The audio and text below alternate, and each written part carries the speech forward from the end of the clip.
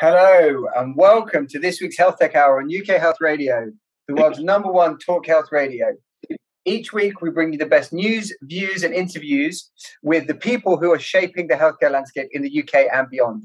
As a founder and a CEO of a health tech company myself, I am passionate about finding and talking to the people who are genuinely changing the world.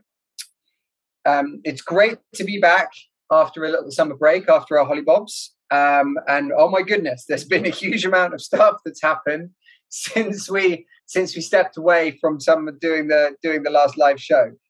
Today's show is brought to you in partnership with PocDoc.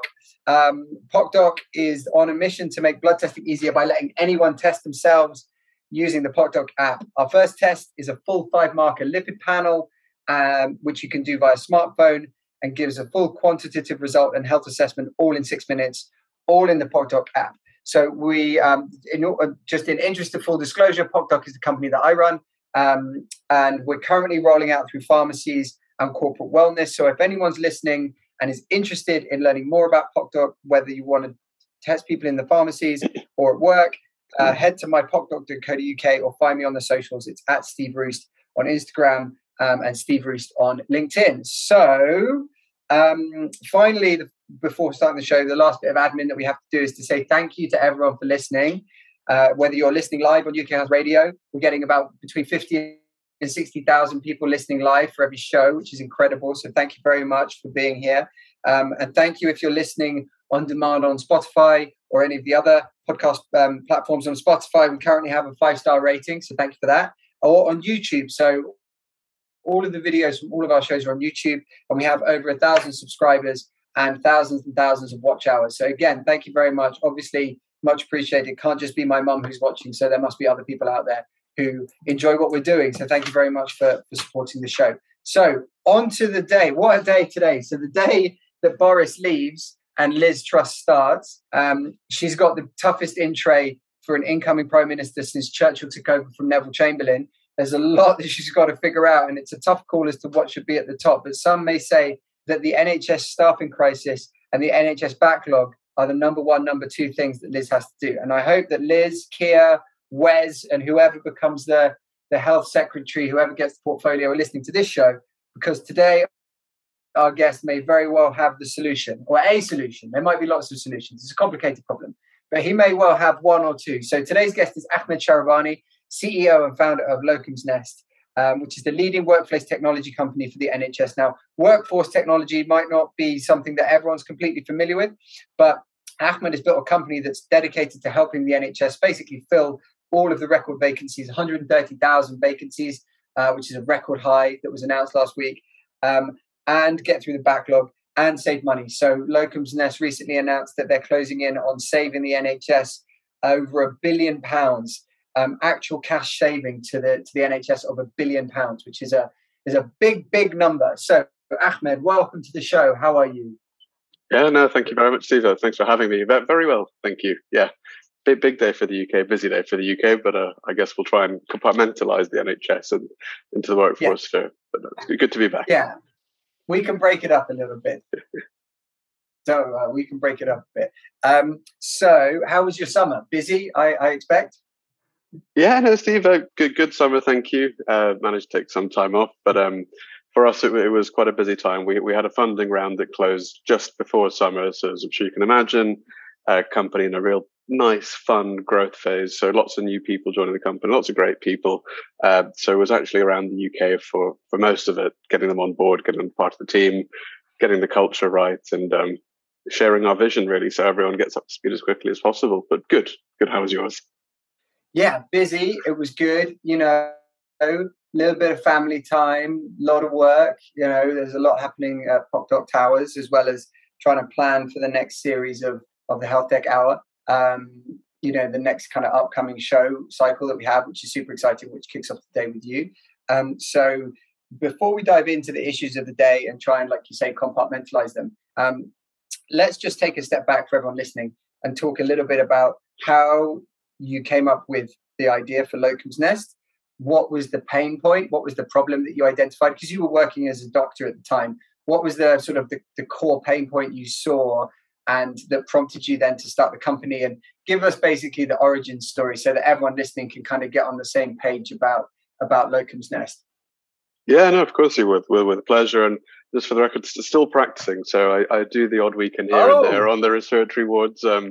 But medicine has changed a lot over the last 5-6 years since we founded Locums Nest. It's been fascinating to be back on the ward since the pandemic struck. But it'd be cool to talk about that, because there's a lot to talk about with the shortages in the workforce and folk like me who've come back into practice. But so Locums Nest, I mean, it's a story that started in the summer of 2015, really, where so my story is very, very simple. Graduated from Sheffield University.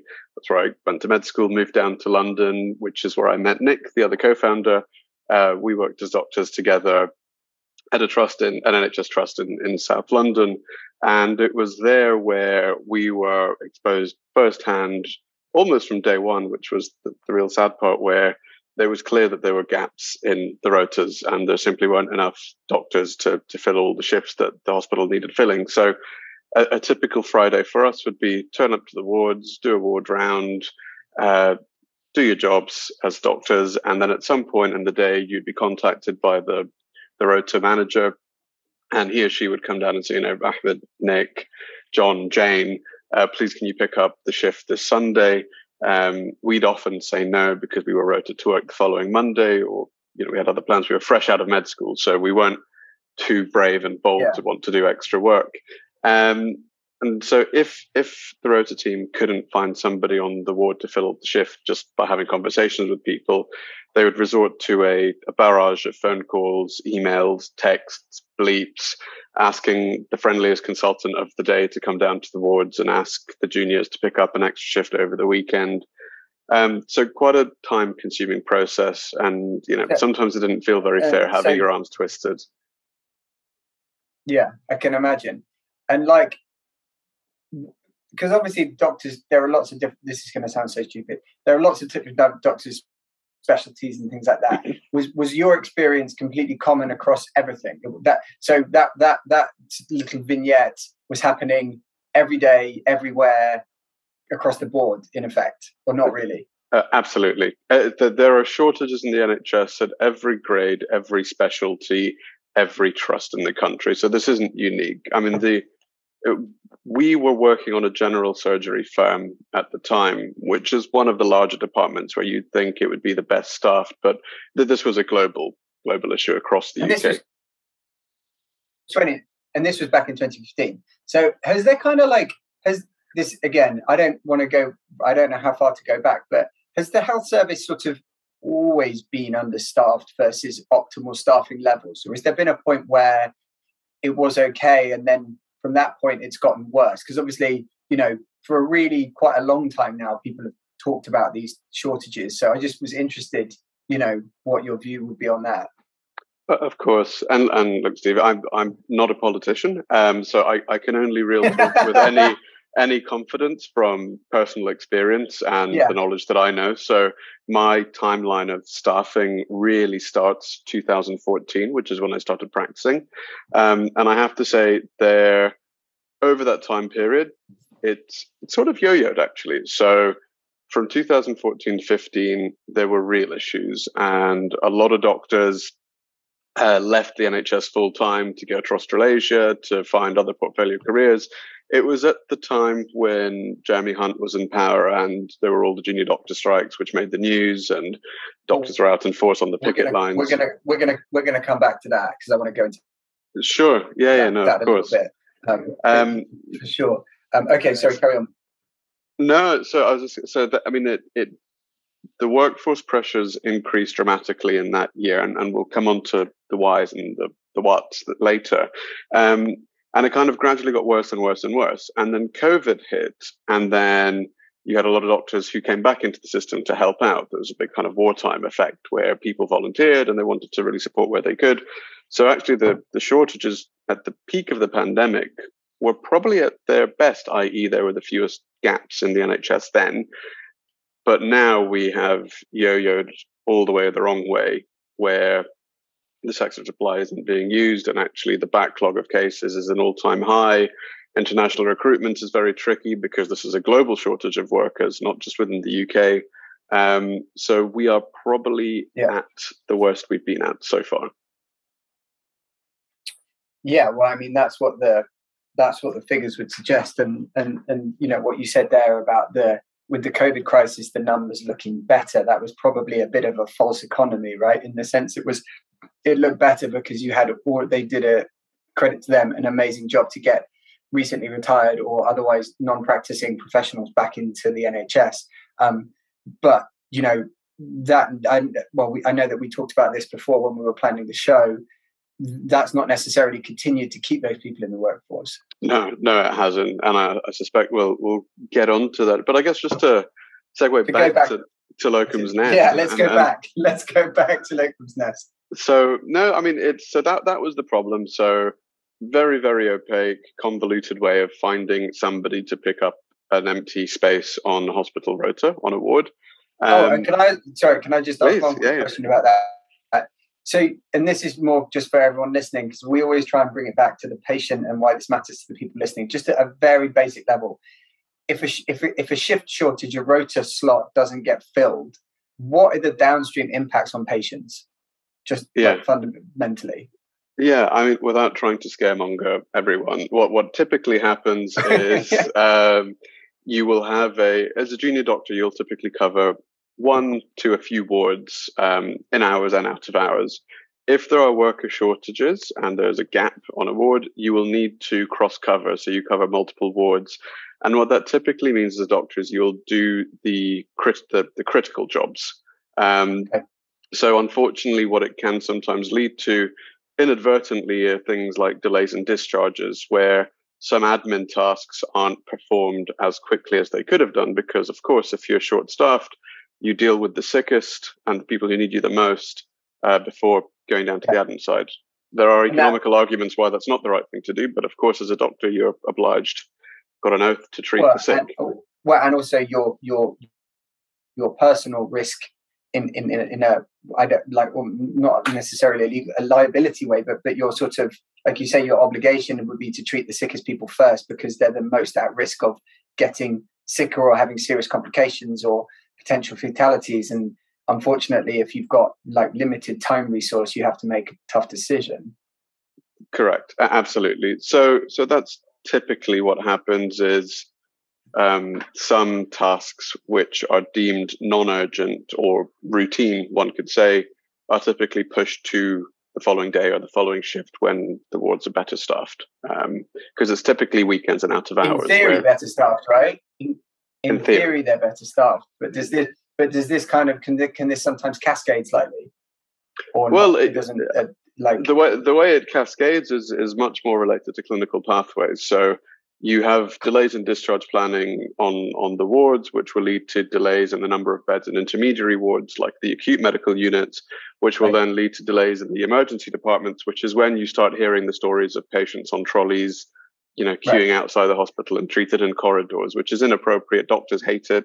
Nursing staff hate it. Patients hate it. It's not ideal, but there sometimes simply aren't enough beds. And the problem all starts with sometimes just, one shift not being filled, as sad as that is. Right. And so you saw this problem, and these rota managers presumably were some of the busiest people in the hospital, calling up and texting and whatever, just running around with their heads on fire every day trying to fill shifts. But that's still quite a long way away from starting a company. So, what was that transition like? Yeah, no. Because you were working as a doctor, right? I mean, you were like a full-time doctor. Yes, yeah. So Nick and I were in our foundation years of training, so the first and second years of full-time doctoring. But no, bless the rota leads. I'm still very, very good friends. A lot of them. It was tough. Very, very difficult job they're doing and crucial. But to answer your question about problem to solution, and please excuse this crude and blunt analogy, but it was at the time when Uber was up and coming, Tinder was up and coming, and we just thought these classic disintermediation plays for the dating industry, the taxi industry. If you could find somebody to go on a date with on an app, or book a cab on an app, why can't one of the most highly regulated professions in the country find work through an app. And to be frank, it eliminated the phone calls, the emails, the texts, the bleeps, the scatterfire comms that bombard you. It goes into a simple app that it only pings you when it knows you are free, and you only engage with it when you want to. So that's the kind of the theory behind it. Cool. And how was it initially? And I mean, how was it trying to start a business and being a full-time doctor, which is one of the toughest professions, particularly when you're a junior doctor? You know, the sort of in an apocryphal sense, junior doctors are sort of, widely seen as working extremely long hours, in very tough conditions. I mean, obviously everyone is in a difficult condition in the health service, but, I don't know whether it's slightly true or slightly exaggerated, but with junior doctors particularly are sort of discussed as it was a pretty stressful job anyway. Yeah, no, it's a very stressful, but very rewarding. And back in 2015-16, it was prior to a lot of the new rota regulations. So we were working, 24-hour shifts on the wards, have a day off, work the following 24 hours, a few hours sleep. And I remember to this day the number of springs the hospital beds had for the doctors, just where they it was tough, but I was very fortunate in the sense that I had a very, very supportive medical director and human resources director, where I had some admin time, even as a junior, and some e-learning time where I could dedicate to this. And they were incredibly helpful and supportive. And, with tech, you do what you can.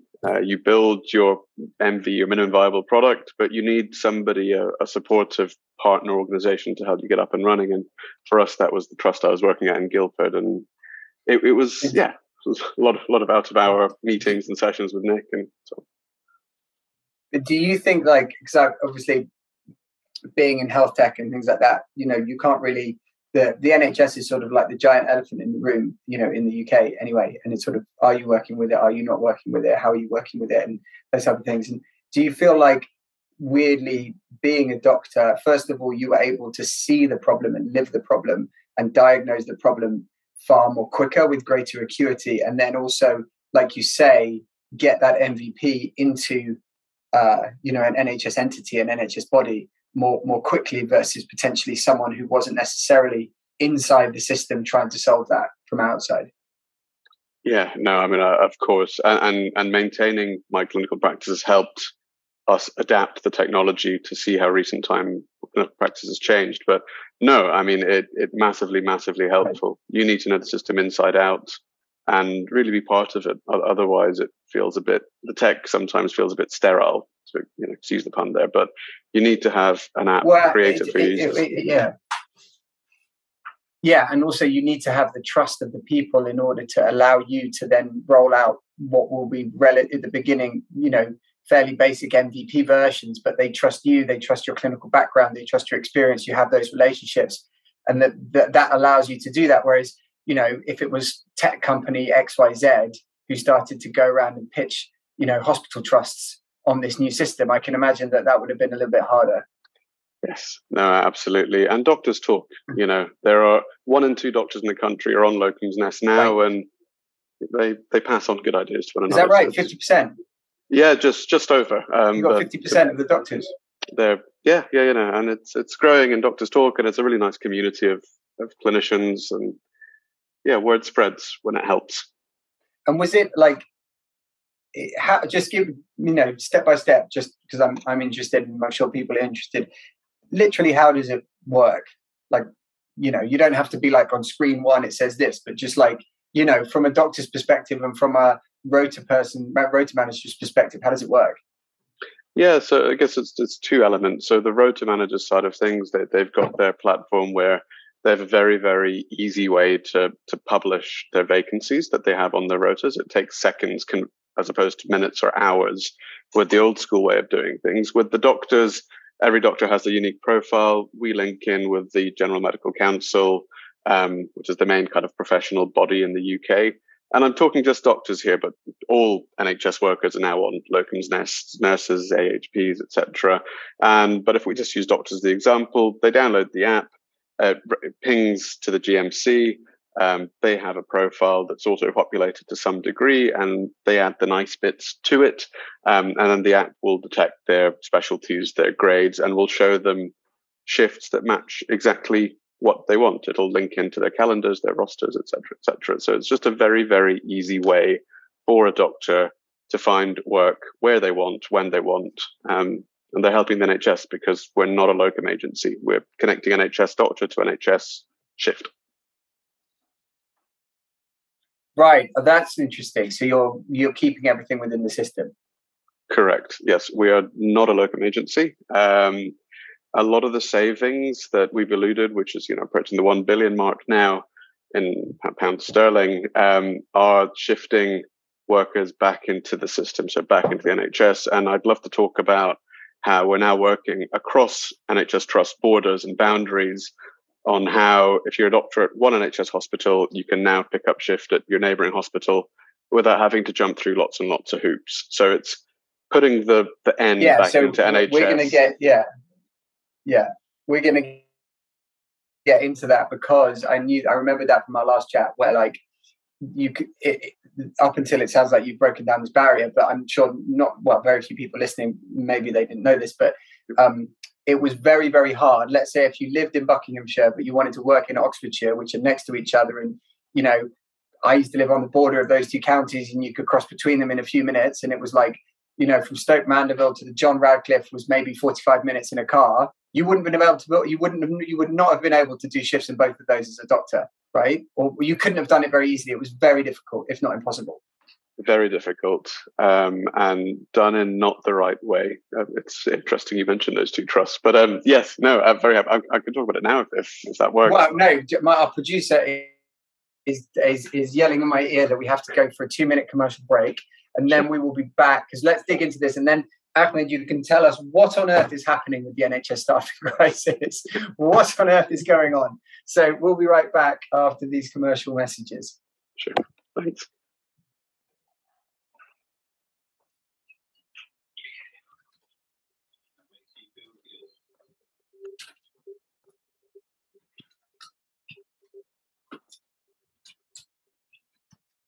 Nagging pain.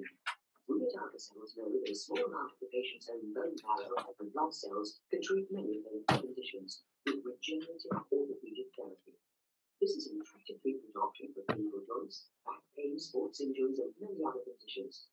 You may avoid the need for surgery altogether. Cells are the network of 50 regenerative clinics worldwide, where over 60,000 patients have been treated and helped. Cells. Life is more beautiful with less pain. The cancer diagnosis can be scary and stressful for everyone involved. Fellow loves a contemporary living space and well-being in central London, where anyone can come and learn about illness prevention and non-toxic practice. Inside, you will find a beauty restaurant, choose bar, holistic dojo that encourage lifestyle changes that help heal mind, body, and spirit connection. Cancer patients are offered free sessions. To find out more, please visit us at hellolove.org.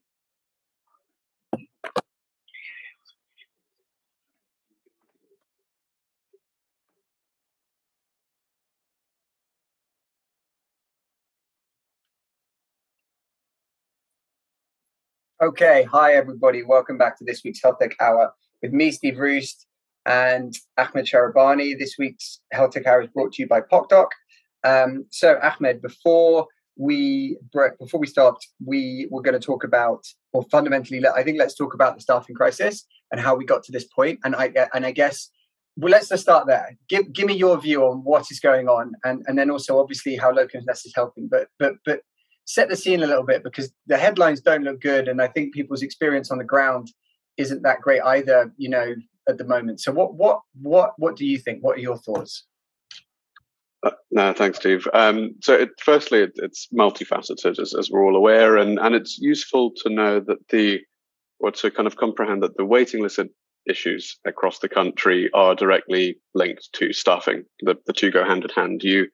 It's the increased backlog of cases is much more limited by a shortage of staff than it is by a shortage of hardware, let's say, in terms of space to treat patients, etc. So if we focus very much on staffing, It's very much multifactorial, and it's something that is likely to have been the case for decades rather than simply years. And as we mentioned earlier, it's been getting worse and worse and worse, with some false periods of increased hope where the delta shrunk, i.e. during the height of the pandemic. And now we are at an all-time low in terms of, we have the biggest gap delta in terms of supply and demand, and it's how we tackle it is the key problem here. And the why is a very difficult question to answer. Personally, I believe it comes down to a number of areas. One is simply that we are not creating enough doctors. If we just focus on doctors to cater for the increasingly aging population with increased number of comorbidities, and health demand per patient is going up over time. On top of the pure shortage of doctors that are being created by UK med schools, I think we have to have a lesser reliance on international recruitment.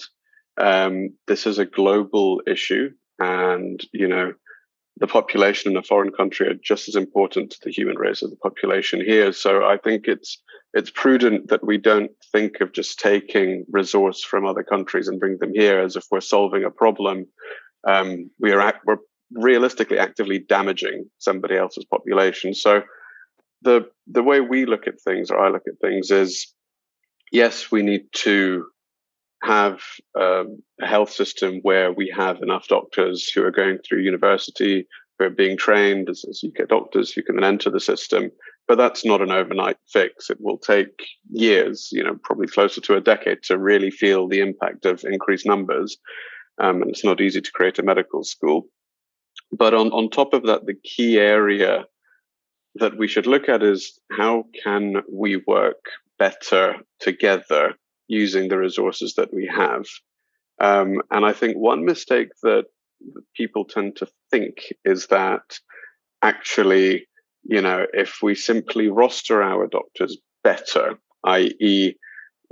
digitize some elements, it's actually a fairly short-sighted view, because people are making the assumption that doctors aren't working hard enough. Whereas first-hand experience, and I think if you speak to any doctor in the country, they will explain to you how they're going above and beyond week in, week out.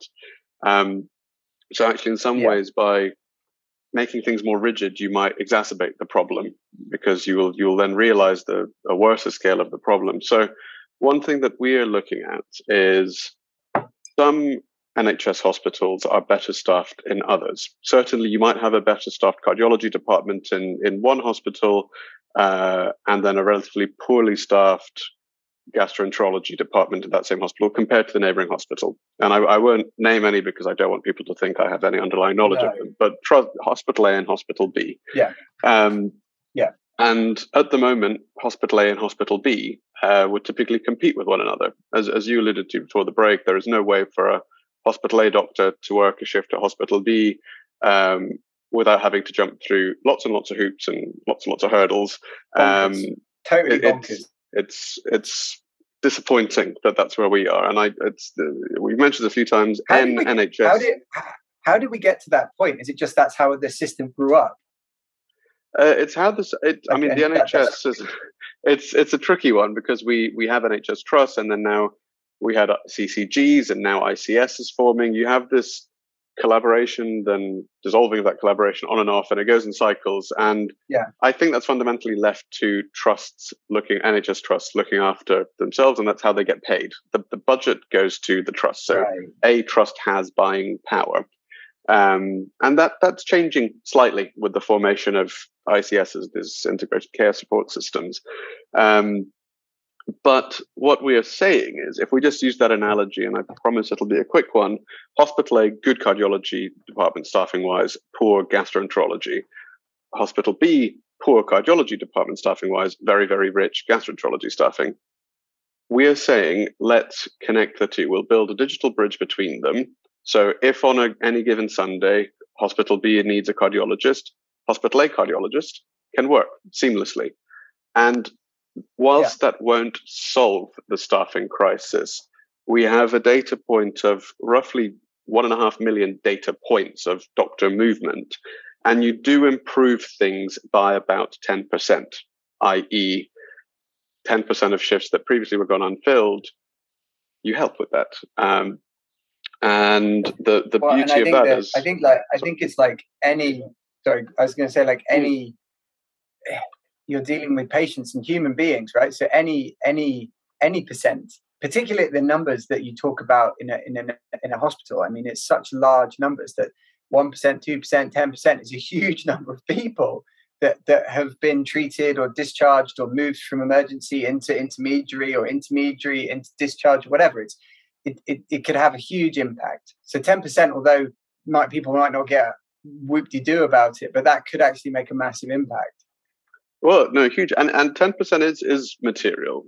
So I can only go off data that is available to us. So we're working with just over 50-ish NHS trusts in the country. And across all of those 50, on average, 80 to 85% of all of their gaps are filled by NHS workers. Now, if they all work together, you increase that 10% on top of that, all of a sudden, you're filling closer to 95% of all shifts, which is a huge thing because we're almost in this, ideal world where all vacancies are filled without any external factors, without needing to nationally recruit, without stealing somebody from here only to gain here. It's sharing at its purest. And considering the NHS as a national body, it's sad that it's taken this long, but equally exciting that over the past year we've seen a paradigm shift where it's phenomenal. You're getting clusters of NHS trusts all across the country who are purchasing tech together, who want to work together. I mean, one of our latest groups of trusts who are going live are what we call the NCL group, and that's the North Central London group. So it's amazing to see the likes of UCLH, Moorfields, Great Ormond Street, Royal Free, North Mid, Whittington, now all looking to work together.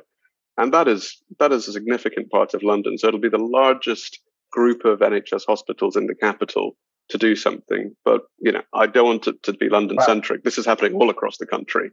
Yeah. And I think that this is what, from a common sense perspective, person on the street perspective, probably people are like, wow, okay, yeah, that makes a lot of sense. Why would we not do that? And so I think that may be like, that's the efficiency that people keep talking about, I would guess, right? That's the sort of, those are those efficiency gains. I think the question is like, okay, well, how much does that get you? And also weirdly, is that kind of still masking some of these underlying problems, like not making enough doctors, not making enough nurses, all these type of things? Does it sort of paper over the cracks for a bit and then we kick the can further down the road? Because like, as you say, creating more doctors and creating more nurses is a really long-term thing and probably multifactorial, really quite hard to solve, especially going into, cost of living crisis and all this type of stuff. So, yeah. Yeah, no, see, I mean, look, I guess I'm fortunate enough that I don't have a 5-year term that I have to make change happen in. That this could be something that we work on for decades or longer, who knows? So the way I look at things is what can you do today, what can you do tomorrow, and what can you do in the future? And yes, the longer term, we do need more med schools, we do need more nursing colleges, we do need all of these things, but we cannot do that today. So today, is there something at our disposal? The answer is yes. Does it harm anybody by what we are doing? No, quite the contrary. Does it cost money? No, it's saving close to £1 billion over a few years period. So ethically, I feel this is the right thing. And, it's what helps me sleep at night, that actually we are helping. And who knows, one day we might be in a world where any doctor, any nurse, any pharmacist, physio in the country, if they're traveling to see their parents or family friends in a different part of the country, and for whatever reason they want to pick up a shift, or that hospital they're nearby has a major incident and they need doctors or nurses, they can help. And I cannot see a single downside to this because it's voluntary. You're not forcing anyone to do anything. And why? And are there people genuinely, obviously without naming names, we're not going to out anyone on the show, but is there anyone genuinely on the counter argument of that debate? Like as in, no, we shouldn't do this. Yeah, no, I mean, of course, with every industry on this planet, there are incumbent businesses who are used to things working the way things were working for a long time before technology that could support this comes into play. Unfortunately, lobbying isn't one of my fortes. I like to play in a transparent way. So I can't talk too much about this, but should this happen, a lot of archaic ways of doing things would stop. But Right. the benefits would be for the population. Yeah. And like, it's one of those things where I bet if you are, honestly, I bet if you ask people from where I grew up, which was on the Buckinghamshire, Oxfordshire border, and you were like, just pick a sample of 1,000 people, and you said on a I don't know, scale of 1 to 10, how difficult do you believe it would be for someone that's a doctor in John Radcliffe to pick up a shift in the thing? They wouldn't even enter their mind that it would be difficult. It's that logical a thing to do. It wouldn't even enter the general public's brain that a doctor who qualified under the NHS, who's worked probably across a ton of hospitals in their career, wouldn't be able to pick up a shift in another hospital. It's like bonkers. It's like that's a bit like saying when you go from, you need to retake your driving test if you drive through, if you go from Oxford to Newcastle, you've got to take a driving test 4 times as you drive across 4 different counties. Yeah, no, it is as simple as that. Whereas, we talk about digital passports, we talk about, movement of workers, but you cannot do it without technology. But before the technology, you need to get the NHS Trust leaders and central government leaders to back this way of working. And thankfully they have. I have to be very clear, over the past 2 years, we've seen a paradigm shift in this. The pandemic probably did act as a catalyst for team working, intra and inter NHS Trust types of working. But we're seeing this massive shift where NHS Trusts aren't looking at, okay, what's best for me? But they're now looking, at technology and other things. It's not just tech, with their neighbouring trust leaders and saying, okay, what can we do together? Not just to help today, but to help by, 2030, 2040. How to be smart in what we do for the long term. And other than the pandemic, what has changed that has caused that mindset shift? Because that is a big mindset shift to suddenly starting to be, however much the NHS loves a 10-year forward plan and 12-year plan and a 5-year, all of that good stuff. What you're talking about there is like almost like it's a seismic paradigm shift in how to think about healthcare provision, 20 years ahead, 30 years ahead, 40 years ahead. So like, what was it, just the pandemic, or did something else happen too? Or like, yeah. Look, I'm not a fan of talking about Locums at every opportunity, but I like to think we had some role to play in this. So you're on the show to talk. No. Talk about Locums Nest. You can talk about Locums Nest. It's okay. But, the summary here. So we launched the NHS's first medics collaborative staff bank, which is across 2 trusts in Surrey, where they were the first 2 in the country where doctors had free movement between them, and that's now grown massively. It's kind of piqued the interest of some key stakeholders in NHS England and Improvement, which are the kind of central bodies.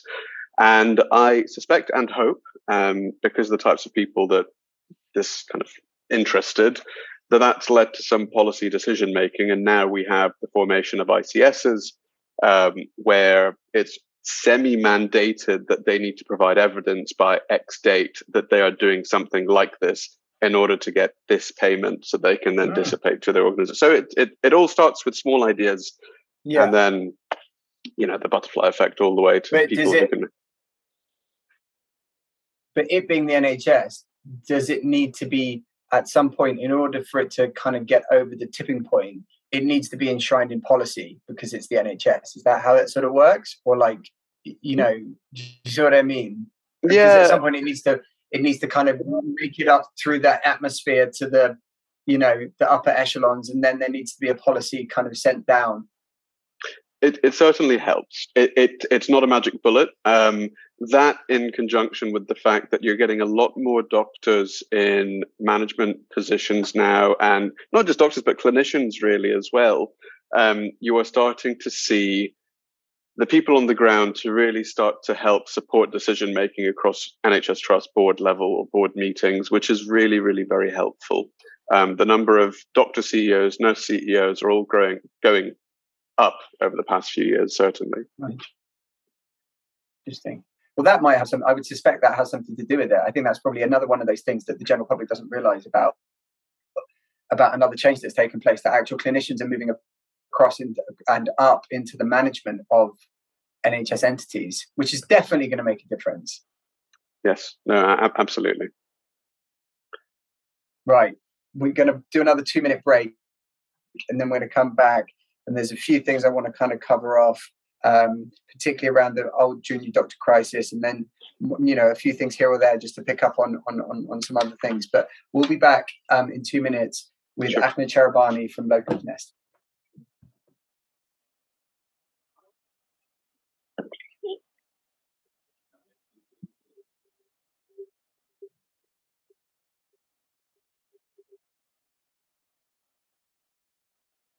Nagging pain. We at ourselves know that a small amount of the patient's own bone marrow and blood cells can treat many medical conditions with regenerative orthopedic therapy. This is an attractive treatment option for painful joints, back pain, sports injuries, and many other conditions. You may avoid the need for surgery altogether. Cells are the network of 50 regenerative clinics worldwide, where over 60,000 patients have been treated and helped. Cells. Life is more beautiful with less pain. The cancer diagnosis can be scary and stressful for everyone involved. Fellow loves a contemporary living space and well-being center in central London, where anyone can come and learn about things prevention and lifestyle perspective. Inside, you will find a beauty restaurant, juice bar, and holistic dojo that encourage lifestyle changes that help heal mind, body, and spirit connection. Cancer patients are offered free sessions. To find out more, please visit us at hellolove.org.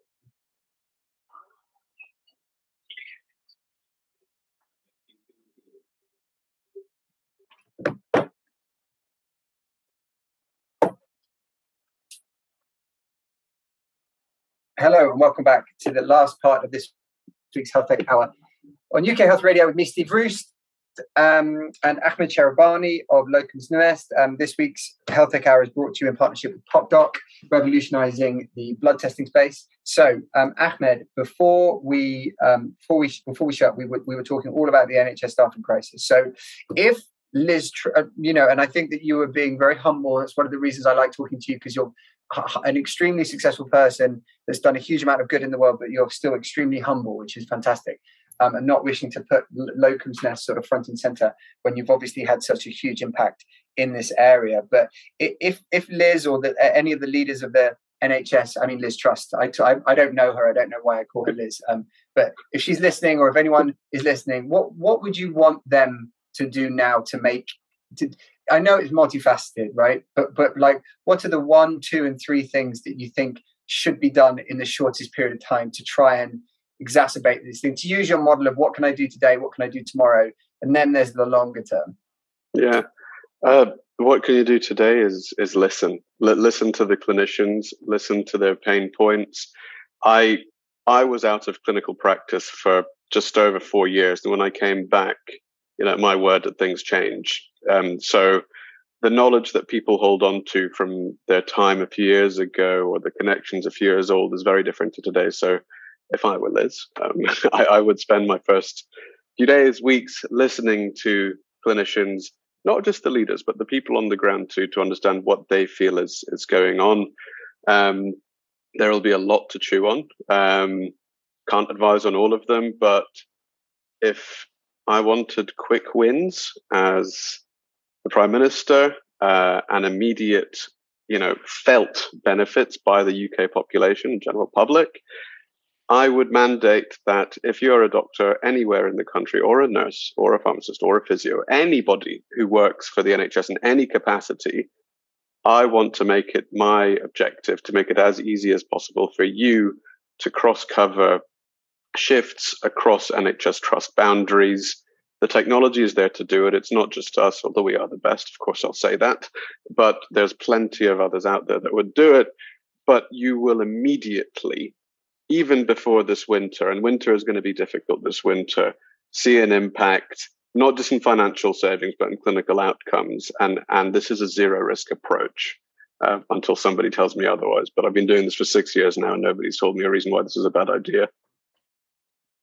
No, I mean, again, it's like, I think that's very clear. And I think that without wishing to turn this into a, some sort of, I don't know, tittle-tattle show, I think that this is my opinion, just opinion of one, is like the people that are probably against what you're talking about, either are just so into their own process that they've been doing for so long that they just, change is difficult, more from a systemic concept that all change is difficult, and any deviation from what they've been doing or what's been happening for 10 years or 20 years is a deviation from the norm, and therefore it has more friction than not doing anything, or at least more friction to begin with, and then it will ease up. Or there's some kind of vested interest, right? There's probably a whole bunch of other companies out there, temporary staffing companies geared around hiring foreign workers to come into the UK to fill positions. There's probably a huge amount of that type of stuff that gets threatened by this, who may or may not have their little paws and claws into different bits and bobs. Again, I won't ask you to comment on that because I know that you won't, but that would just be my take as data point one.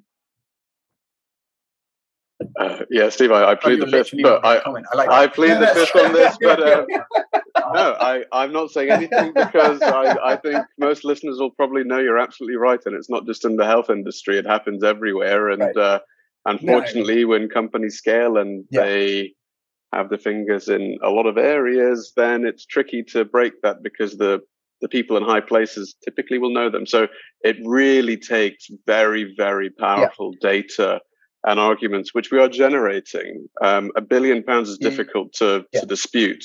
So yeah, it's a matter of time. And the amazing thing about that number is that that's NHS workers into NHS positions. It's within the system.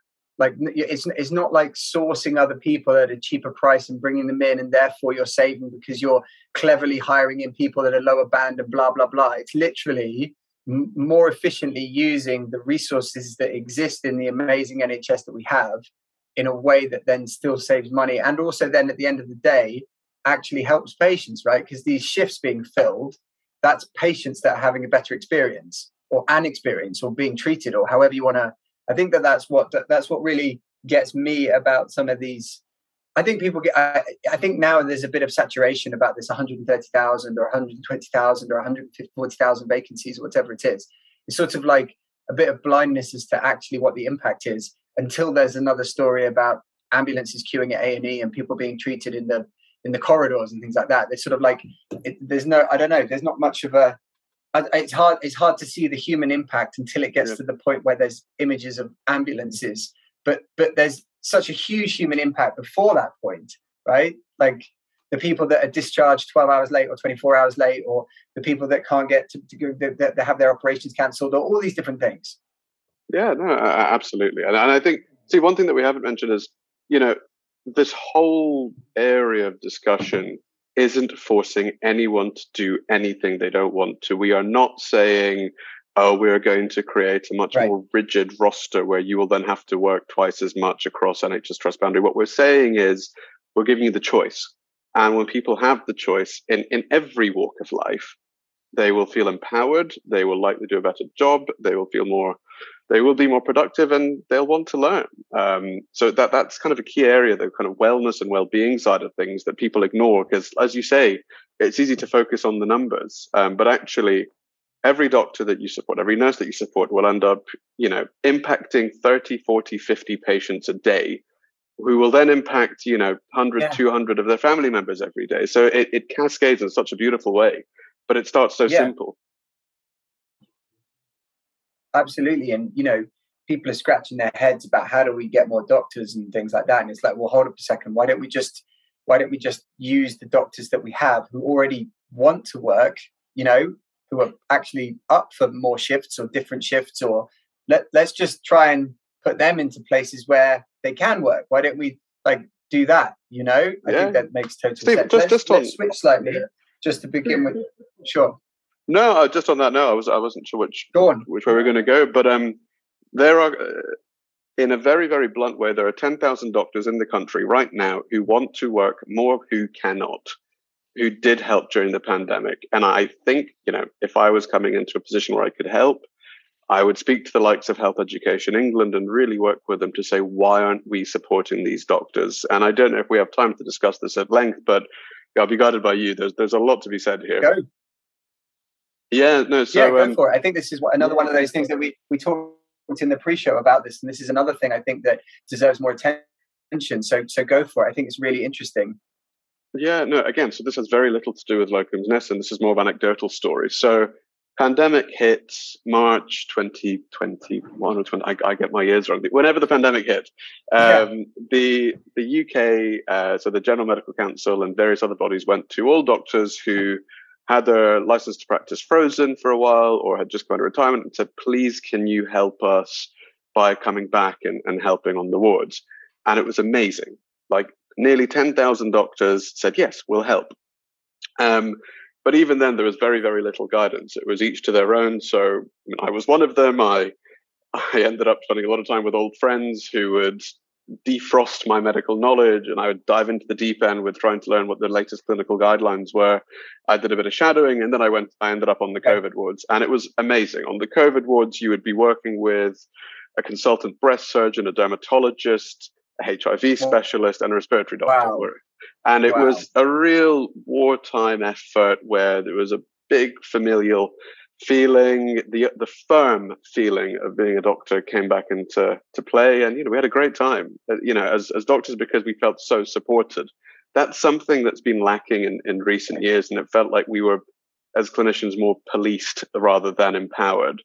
But that aside, COVID was very, very difficult. As a junior doctor, you'd see way more deaths in a day than you'd see in a year, and it was very, very tough emotionally and personally. But you dealt with it because you had that supportive family around you. Now, as the pandemic subsides, and I hope this is kind of the end or the beginning of the end, I don't know how to phrase it, these 10,000 doctors are, to put it bluntly, left in the dark. So if you want to stay practicing, you have to, as per Health Education England guidelines, operate 3.5 days a week, or practice 3.5 days a week. That is the definition of less than full time. And we live in a very different world now than we did 20 years ago. And a lot of people would see that as a full-time job, 3.5, 4 days a week, But by full-time, you mean that's as much as they are able to work, right? They have other obligations, they have children to look after, they're semi-retired, whatever it is, but they want to work to the fullest capacity of their ability to work. Which may not be a minimum of 3.5 days a week, right? It could be 1 day, it could be 2 days a week. And that's fine because we would have gone out to, temporary workers otherwise. So there's a real opportunity across the NHS to say, okay, how do we support these 10,000 doctors to stay in the system, to help out when they can, because they're NHS doctors, they're NHS trained, they know the system, but we're just not helping them. And we can't hold them to a 3.5 day minimum because they left practice for whatever reason. They could be retired, as you said, semi-retired. They could be working in the city in another profession that's equally helpful to the health service or in public health. So there's a real opportunity here. We are trying to do it by working with individual NHS trusts, with their CEOs and medical directors, and trying to support this contingent workforce to work less than full-time, to commit X number of hours a year, work flexibly in an empowered way. But there needs to be a much bigger play. It can't be down to people like us to fix this. There needs to be mandate from the top, but hopefully with change now, it might happen. Yeah, look, if it's not, I hate to sound sort of, fatalistic. If it's not going to change now, then when? How more resource constrained do things need to get? At what point do you make that change? So yeah, I think that's very, very valid. So we've got a few minutes left on the show. I want to touch on, obviously, as a digital entrepreneur and having digitized one element of, the health service around sort of staffing. Well, what's your view around, the extent that digitization of clinical pathways, healthcare, how far can it go? Could it go? I mean, obviously it's not the solution to everything, but there are certain areas where some elements, your great example, can make a massive difference. Yeah, no, absolutely. And I think if we focus on clinical pathways mostly, and I've got some understanding of public health, prevention, and epidemiology and such from various degrees that I've done. But if we focus on prevention as being the key area, primary and secondary, that is where I feel digital health can be the most impactful. I think once you are sick, as anybody, you will likely do best in a center of health where you have people there who can touch, feel, do what they need to do there and then, do whatever tests they can. But it's before that. It's how can we be clever with digital health, digital therapeutics to prevent you getting to that point. And, whether it's fingerprint blood tests like HealthTech or, lipid profiles, you can address things well in the future by easy to do things at home, which will trigger treatment pathways, which could also be done remotely, where you can make a real impact before we get to the point where somebody needs to go to hospital. If I had to put all my eggs in one basket, I would look at digital therapeutics, digital health, treat people before they get sick. So focus on prevention. Yeah, I think that makes sense. I think once you're in hospital, it's a different kettle of fish, and then it's more around improving the machinery or the experience or the back end or the middle office, which is sort of where you guys came in to make the system more efficient. But the actual treatment of the patient is always going to involve hands-on in some way, shape or form. I think that makes sense. But yeah, obviously from PocDoc's perspective, prevention and providing those, ability to take a blood test, lipid profiles, getting people more tested, getting people onto statins, obviously lipid-lowering therapies, all those type of things can make a huge difference. And cardiovascular disease being the single biggest killer in the UK still. So, good to get your thoughts on that. So, Ahmed, that's the end of the show. It genuinely was a real pleasure getting you on and getting you talking about these issues. How do people find out more about Locums Nest if they want to know? Where do they go? We've got a very fun website, locums.co.uk. My phone number seems to be all over the internet. So I'm sure if you want to reach me in person. Okay, don't give that out. No, it's amazing how things just propagate. So I get calls from all sorts of people. No, I'm very happy to talk if people are interested and want to help. But no, our website is probably best, and various social media channels. My email address is fairly straightforward. It's ahmed@locums.co.uk. But happy to be approached in any way, shape or form, as long as it's not rocking up at my flat. Okay, great. Well, don't give the address out. Ahmed, thank you very much for coming on the show. Ahmed Shahrabani, CEO of Locums Nest. Really pleasure to get you on the HealthTech Hour. Thanks a lot for coming, and thank you to everyone for listening. It's been a pleasure, Steve. Thanks a lot.